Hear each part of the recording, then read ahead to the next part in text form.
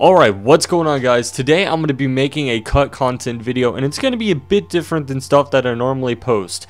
So if you do enjoy this, let me know in the comment section below. So let's go ahead and say, first off, I just want to tell you guys that these items have descriptions, so they could possibly be DLC items.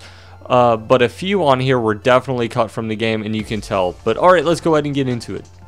So first off is the bridge key. Now the description for this is intriguing. Key to the inner part of the bridge.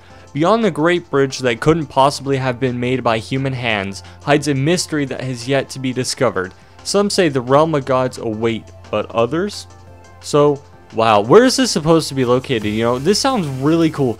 This place, like, I don't know, I'm starting to get a vibe. It's a Blight Town kind of thing. I don't know. But this could possibly be DLC because we don't know where it is yet. And the first DLC has yet to be announced. We don't know what it is or where it's taking place. So this still could actually be in use. But let's take a second to think, though, where the location could actually be.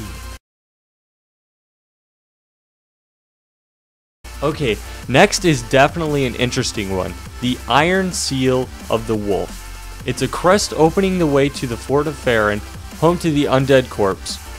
Passing down to cursed undead warriors, the stench of death still lingers. Perhaps Fries of Venhem will have some use for this. So, as you probably know if you played through most of Dark Souls 3 and you remember a lot of it, a lot of this stuff doesn't make sense. You know, from the description, you know, there isn't a Fort of Farron in the game, there also isn't a Fries of Venhem, and there isn't an undead corpse boss. So this is this definitely isn't DLC, but I don't know, it could be. Fort of Farron might be a DLC place, who knows. But by the sounds of it, it resembles kind of how something worked in Dark Souls 1. It was called the Crest of Artorias. It opened the sealed door at the Darkroot Basin to visit Sir Artorias' grave to face what was the, I can't remember the wolf's name. I just can't, it won't come to me, but who knows, it's probably just Farron Keep. Fort of Farron is probably just Farron Keep, and Freyas is probably Ulbrich of Venhem, who knows, but definitely cool, I guess. That was a lot of fun to do in Dark Souls 1, I think that was a really cool thing. But anyway, next we have Gwendolyn's Finger. Okay, so this could have a little bit of lore, but it's whatever, I'm not going to get into this. But it's given to the Dark Moon Covenant leader. I forget her name. I think it's Yoriel or something. But let's read the description. The ruined finger of the Dark Sun Gwendolyn and the young crossbead girl loved her brother, of whom all that remains is this ruined finger. Even so, her love for him will never falter. Now, this has some dialogue in-game. If you actually obtain this through modifying the PC files, and you give this item to her, she actually has some dialogue, but I don't play on PC, so unfortunately I don't have the dialogue, but it's out there if you do want to look it up and if you do want to check it out. So the next one is a Dark Souls 3 item, and it's kind of a meme. It's called the Pendant.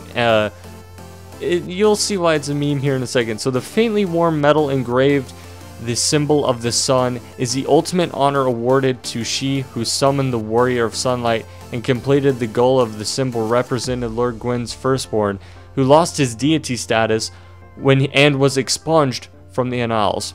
But the god of war watches closely over him, warrior. I don't have anything to say, but it is kind of a running meme, and it was in Dark Souls 1. Actually, this item says it has no effect on it, which is kind of weird. But yeah, I'm gonna leave it at that.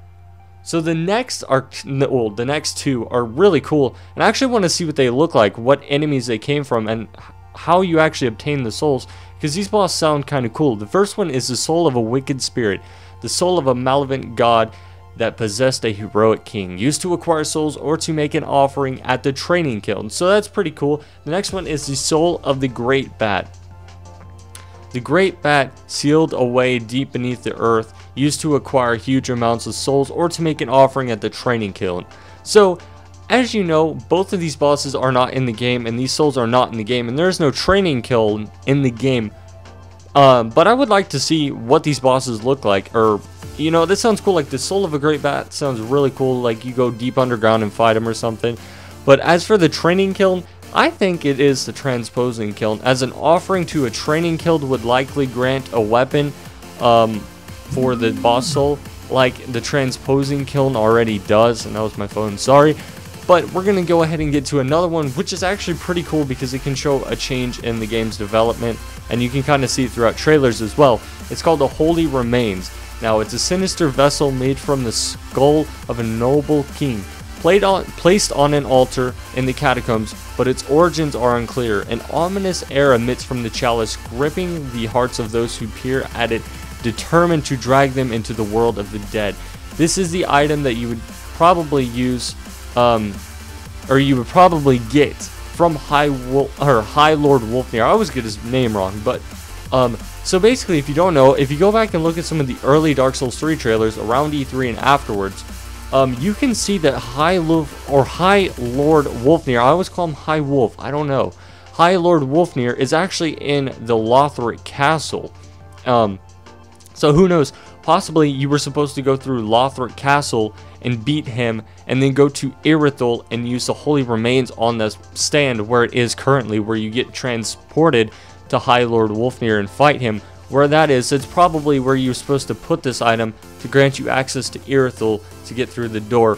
But who knows, it's kind of a weird thing to do. It's kind of, you know, I can see why they cut this. It would kind of mess with the flow of the game a little bit.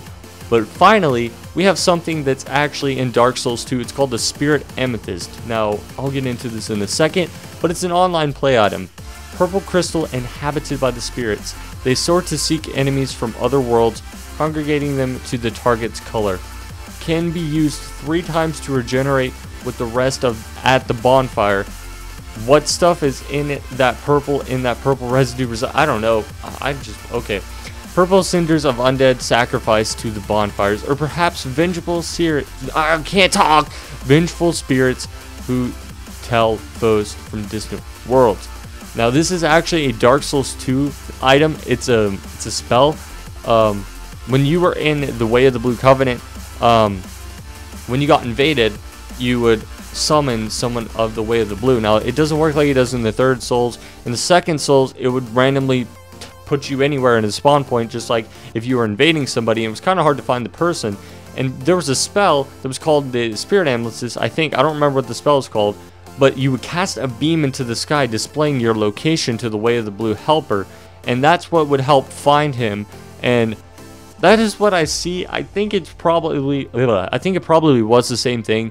And I believe there is a spell that actually does this exact same that was cut from the game itself.